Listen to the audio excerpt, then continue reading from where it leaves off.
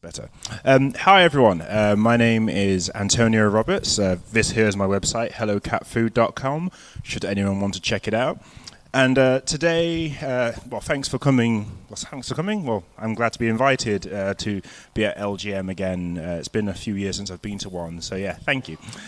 So yeah, today I'm here just to talk about an exhibition that I curated, that I put on in 2 venues in the UK, called No Copyright Infringement Intended. And I'm going to talk a little bit about what the exhibition was, but also sort of some things that we'll learn from it. So, by now, I'd say that probably most people here at a Libre Graphics meeting have some understanding about what copyright is. Maybe we didn't study it or whatever, but we know like sort of how it works, how it affects our work. We have some understanding about different licenses. And we know how copyright has changed the way that we are all working and how we share all of our content. We know that it's basically kind of well-meaning, or at least it started off to be a well-meaning way to protect artists and protect their work. But we also know that the internet has happened, and that that has affected how copyright has been changing in the law, and they're making it worse basically for all of us. So yeah, we mostly know those sorts of things because this is our area of interest. But there's definitely, I guess, in sort of my realm, the world that I work in, the fine art world, there's almost like some misunderstandings and a lack of understanding about what copyright is. And you have companies such as Tate trying to kind of condense the whole of copyright history into like 4-minute videos, and sometimes missing out things, skipping over them, trying to explain what it is and what it isn't. And then you have other YouTubers who make their own content going, how can you publish content online without getting it taken down? And trying to offer their experiences of things. And then you also have people in the comment sections who are like, I don't understand this. This is nuts. How are people getting away with it otherwise? Why is it allowed? And all of this to me points to basically a misunderstanding about how copyright works. And that's on both sides of the argument. Those who are the lawmakers don't understand how copyright works for artists and like how artists work, how the creative processes work. And then also there's the artists themselves who have some misunderstandings about what copyright actually is. One phrase that I often see or have seen in my time on the internet is the no copyright infringement intended phrase. They try and put that on when they upload a video to YouTube to absolve them of all responsibility, to claim ignorance. So yeah, sort of as a response to all of this, my time on the internet, I decided to put on the exhibition No Copyright Infringement Intended, which I have some of the programs here if you want to have a look. It's also online, but I have a few here for you. And it took place at Phoenix in Leicester in the UK and Viva Project as well over the space of about 6 months. And it featured the work of 10 international artists exhibiting 8 different artworks. All of them sort of reflect on digital art and art in general and how either intentionally or unintentionally the work that they're making is coming into conflict with copyright. This is my sister having a selfie with Nefertiti. And I'm going to talk just basically, like of course afterwards I can talk to you about all the other works and there's the programs here, but I'm just going to go through a few of the different works and yeah, talk about them. So yeah, these are just pictures from the exhibition itself. And yeah, I can't remember all of the names of the artists, suddenly it just went from my head, so I won't try and remember their names. Cool, so these are some of the artworks that were in the exhibition, and as I said, it's reflective of digital internet culture. It's reflecting on that and how essentially with the internet, the whole remix process, the whole creative processes can happen at a much faster speed. Subcultures can have exposure within a small yet really large group of people and have some impact on culture as a whole. And one such culture or subculture that I want to focus on for the first bit is C-punk. So if you've ever been on Tumblr within the last 5 years, you've probably come across C-punk in some way. lots of pastel colors, GIFs from like Windows 95, dolphins, lots of dolphins. And it's an aesthetic which since has like broken out into some form of mainstream, but yeah, for a long time it has been on the Tumblr. And this piece of artwork, well, so in 2008, or was it 2012? Sorry, 2012, Rihanna, you all know Rihanna, she did a performance on Saturday Night Live for her song Diamonds against a green screen, and in the background she had C-punk visuals. Ooh, is that playing? Do I have sound? Oh, here we go. So I'll just play a little bit of this. You can kind of see the visuals in the background.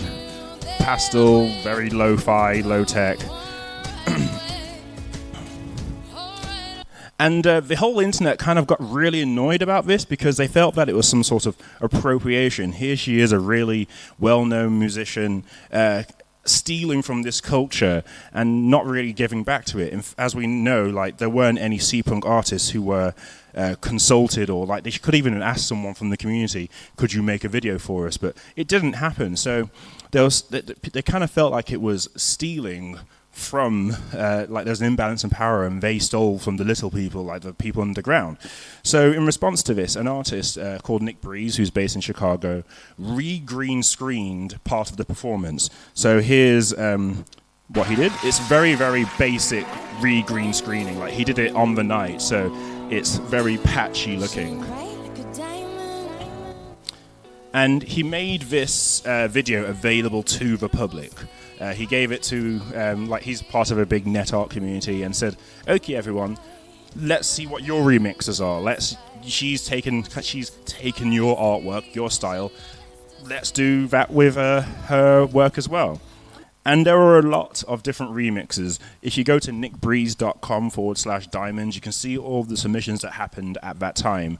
This is just a selection grid of just some of them. I made one as well, which you'll see. So I'm just going to play a few little bits of some of them that were. So here she is with a burger for a head. And the remixes verge on like kind of just, taking GIFs from GeoCities and overlaying them over her head. And they get a bit weirder sometimes. Sometimes they use the audio and visual as is. Just going to skip through to the next one. Here's my one. I decided that Rihanna likes horses. So here she is with lots of horses.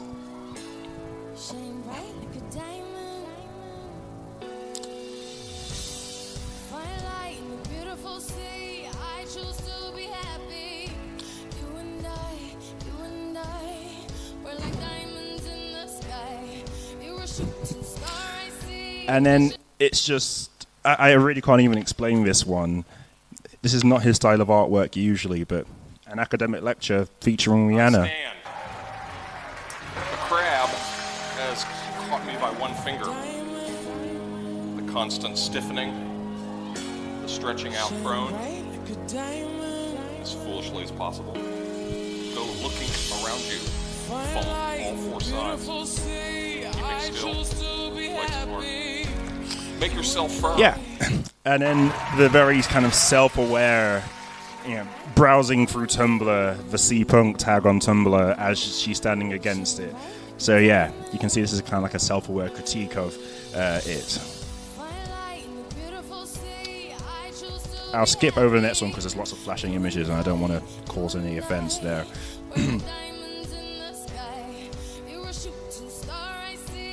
Oops, and yeah, I'll skip past that one. So, if you want to see all the remixes, you can go online, as I said, nickbreeze.com/diamonds. I can give you the URL as well, whatever. And yeah, as I said, the reason I included this, because even though it's not strictly about copyright does allow you to assert authorship over your work.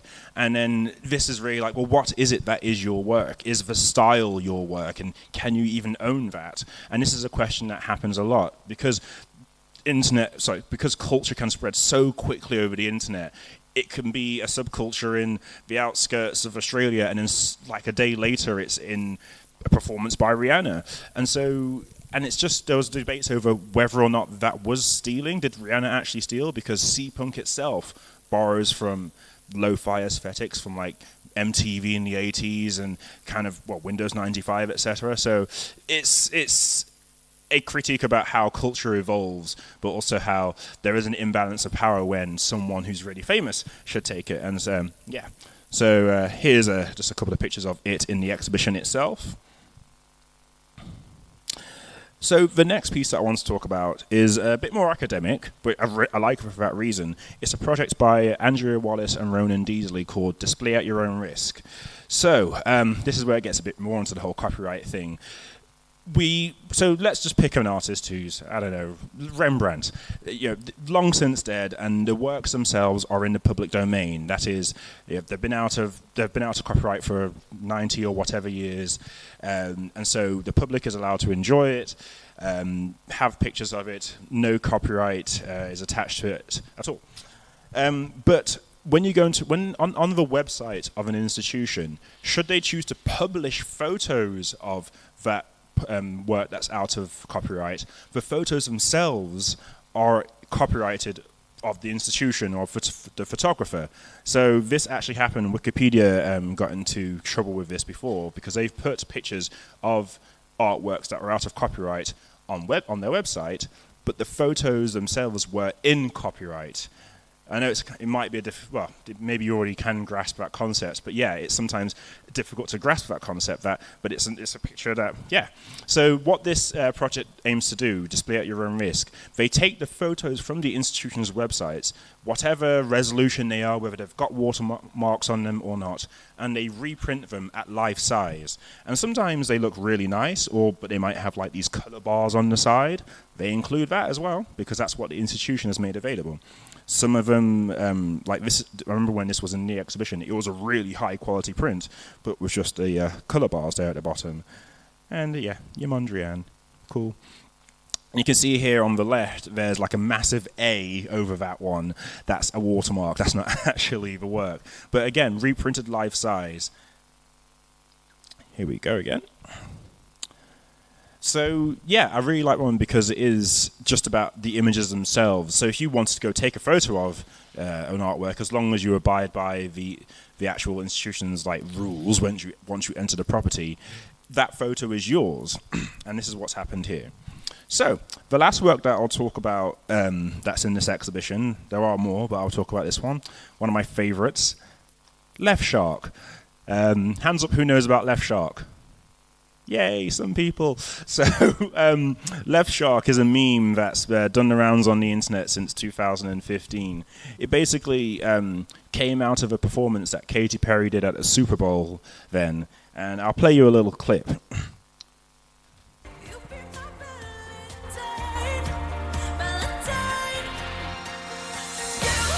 And the shark on her left is basically a really bad dancer.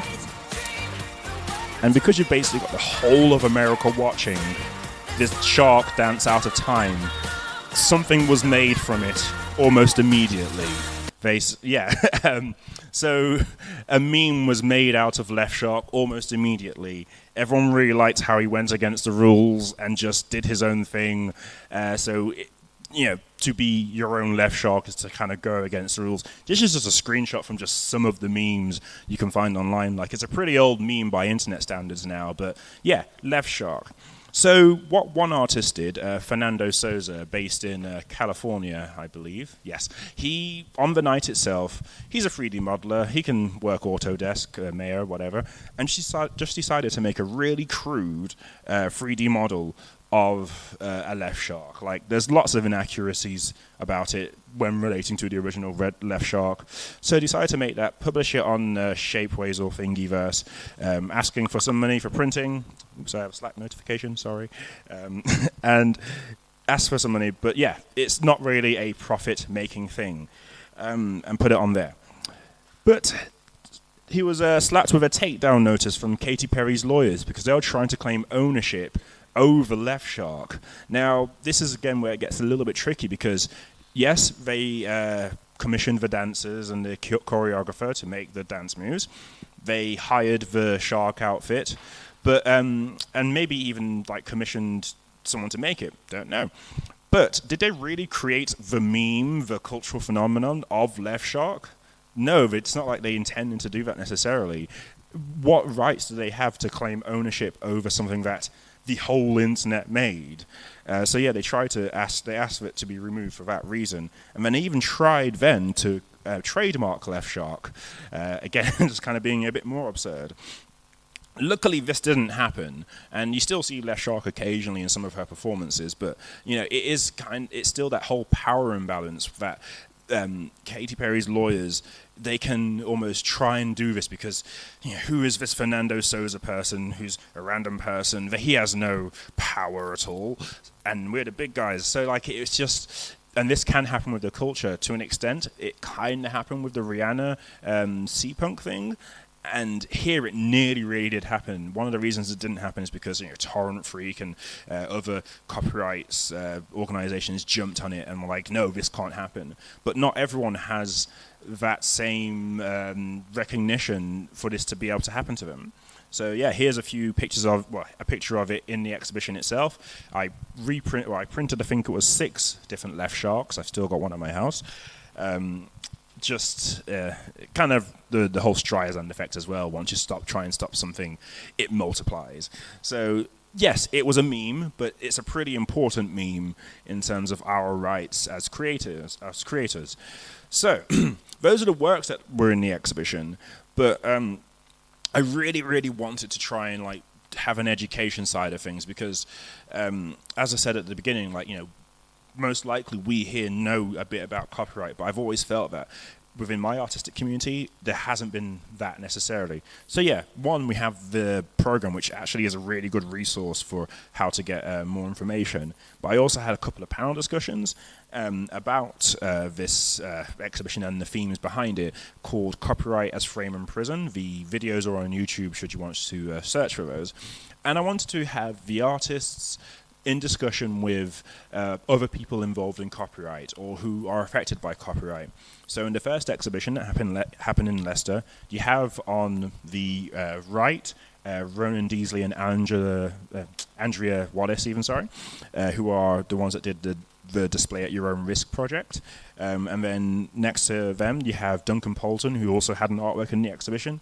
But then on the very far left, you have Shane Burke, who is a copyright lecturer at Glasgow, I believe. And he, and so I'll move to the next one. And so in the panel discussion that happened in Birmingham, you had Francis Clark from the Open Rights Group on the right, Jan Nikolai Neles, who did the Nefertiti head, the 3D printed Nefertiti head, Lisa Beauchamp, who was a curator at Birmingham Museum and Art Gallery, which is the big museum in Birmingham. And I invited them because I really wanted to, again, have a kind of, not necessarily balance, because there was an imbalance in the opinions there. Most of us were kind of anti-copyright or promoters of free culture.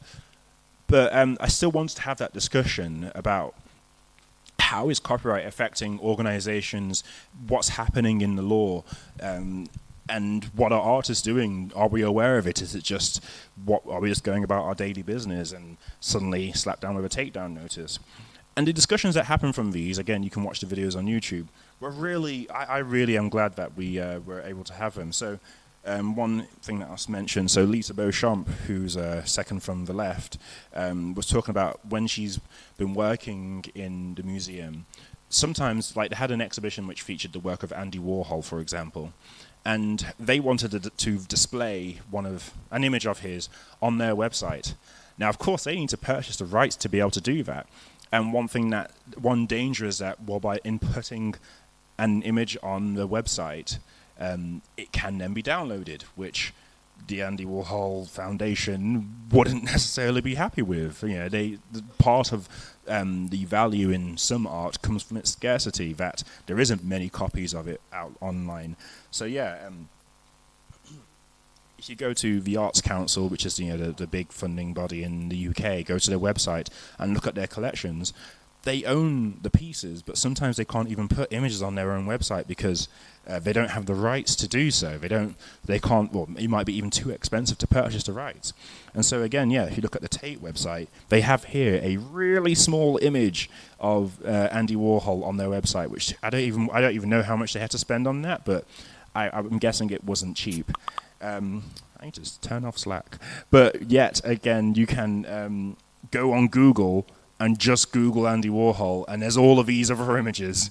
It obviously comes down to, well, because Tate and the museum are big organizations, easy targets, they've got money, and so on. So it is that. So in many ways, a lot of the things that were discussed, we were all agreeing on the fact that copyright is a bloody mess. It's just trying to understand it all. Like I'm interested in it because it's part of my artwork, but I'm in no ways a copyright lawyer, and I couldn't afford a copyright lawyer if I really needed to have one. So the imbalance of power is there. And as I said at the beginning, there's been lots of organizations who have tried to simplify it for us all, but you get diagrams like these, which work in some cases, but are not. And I remember I went to CopyCamp in Poland last year. I'll mention that in a second. But yeah, I literally just Googled these kind of copyright flowcharts, and there's a ton of them. And they all like go, is your work this? But what about this? And then that, and then that. And at the end, it should just say, well, it depends, at the very end. And then, so this is just copyright. But then what about licenses? So as I said, we promote copyleft licenses as alternatives. That still relies on you knowing what copyright actually is to know what the anti-copyright is. And you've got your Creative Commons licenses, but there's a ton of other free culture licenses which just further complicate things. And then you have your GPLs, your MITs, your this and your that. So, and they all are very well-meaning, of course, but it still requires a level of understanding about what copyright is, before you even try and do. Oh, there's another two diagrams. So really, even though copyright is something which we as artists, we all have automatically. I know it varies from country to country slightly, but generally speaking, as soon as we put pen to paper, we all have copyright over our works. So we all have that. But are we actually able to exploit it? Because we don't really know about it. We don't know enough about it. There's all these misunderstandings. So in the end, really, the only people that can actually kind of exploit or enjoy copyright are these guys, the lawyers, because they've been studying it their whole life and have gone grey from it.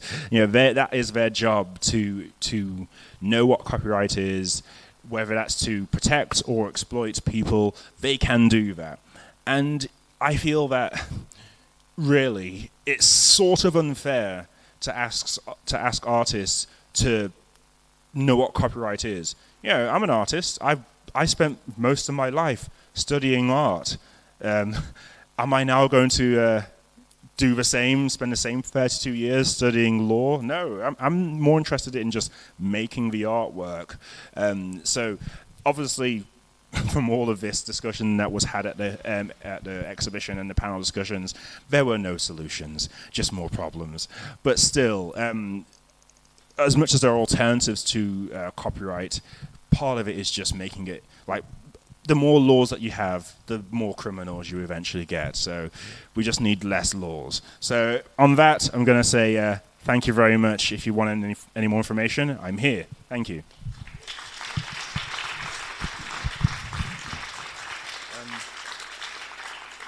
That was only 23 minutes, so I think I've got some time for, maybe a couple of questions. Does anyone have any questions? Hi. No, that's you, yeah.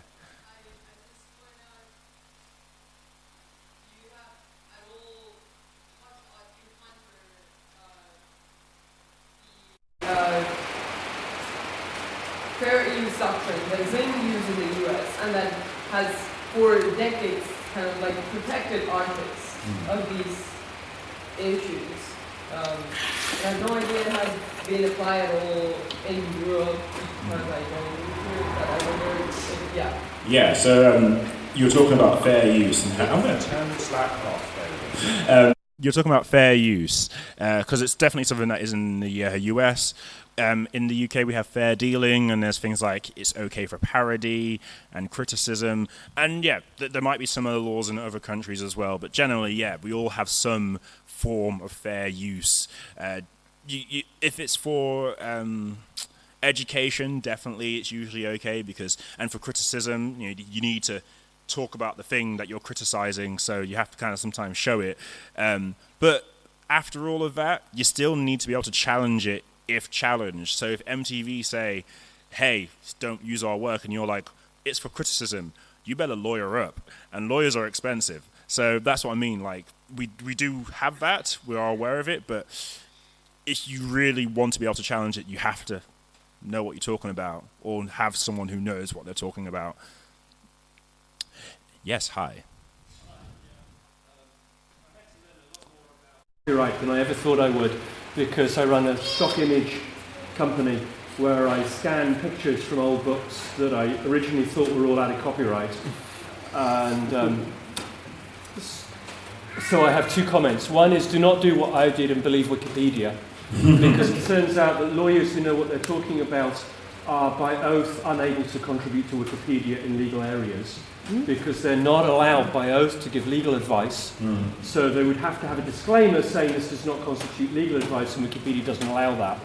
So there are no Wikipedia articles on law written by practicing lawyers who know what they're talking about. That's point one, just none. And it's full of errors, obviously, because people don't know what they're talking about. You didn't mention moral rights, partly because it's a whole other can of worms and complicated. But in the context of a lawyer and the person who asked the last question, for example, we all want to be able to make art using anything we want, and we might be happy for people to use our art in any way they like, and then someone uses our art to promote child porn, let's say, or Donald Trump, or some other thing that we happen not to like. And moral rights let you say, no, you can't use my work that way. Even though I gave my work away with a Creative Commons license, the moral rights are separate from copyright. And you still have control over moral ways that your work is used. Again, still, in order to challenge it, you need to know that information, if you see what I mean. But still, like, I don't... Yeah. And yeah, it still is, and I can only speak from my experience. Like, I've been working in the arts for 15 years or anything, and I don't know the whole of the world, but it still is. So yes, there are moral rights, and I didn't mention that because I've only got 3 minutes left. So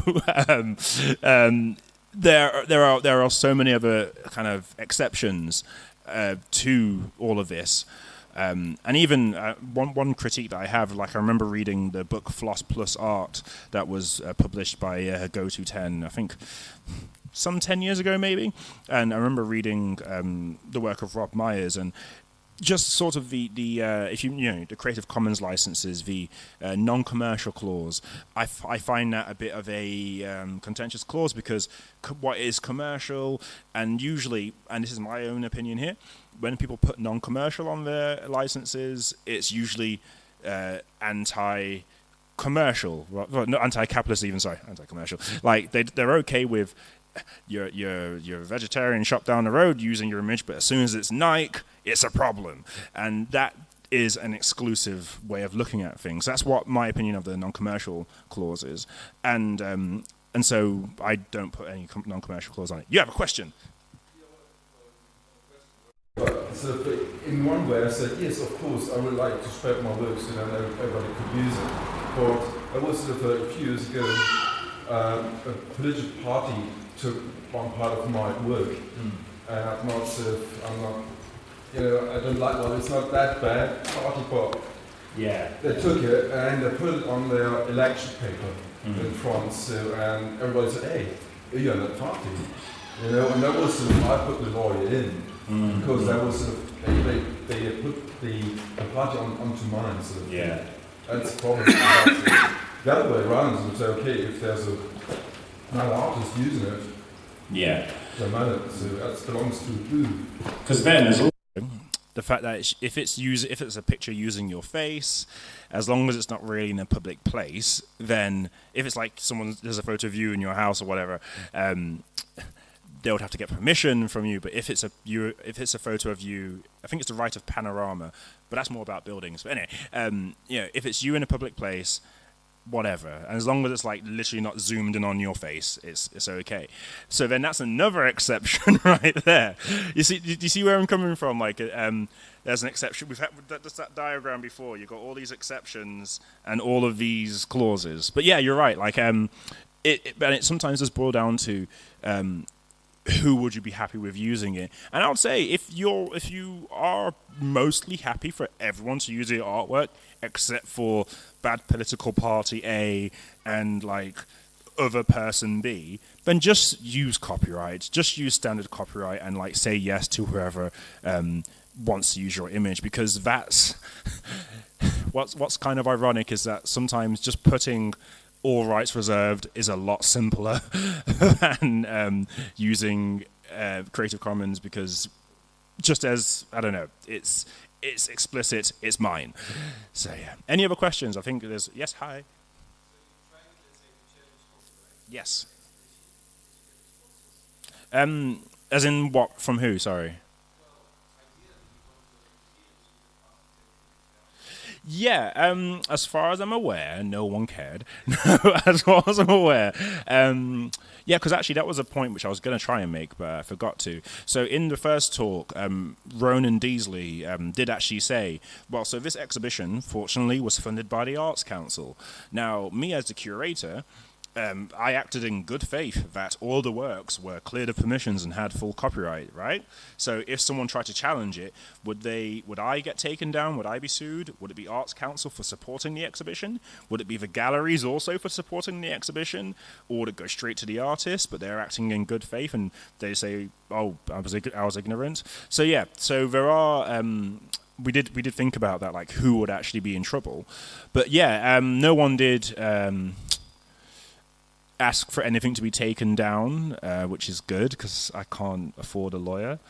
But yeah, it is a danger, especially with the display at your own risk exhibition. That one actually does have images from the websites of institutions, but then some of the artworks were already directly involved in copyright cases. For example, the Left Shark and the Nefertiti scan. So those ones have already gone through that process.